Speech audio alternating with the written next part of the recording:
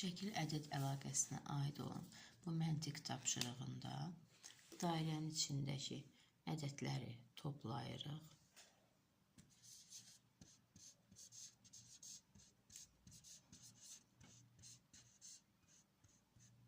Cavab edir 42. Həmin ədədi həmin dairənin içindəki fiqurun tərəflərinin sayına bölürük.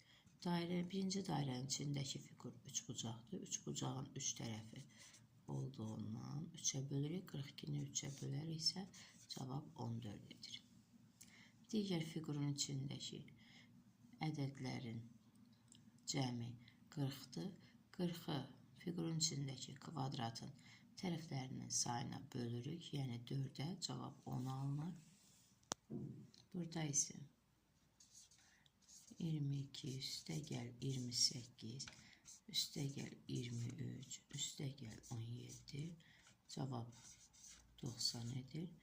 90'ı dairənin içindəki fiquru çoxbucaqlıya, yəni 6 bucaqlıya bölürük. 6 bucaqlının tərəflərinin sayına bölürük. Cavab 15 edir.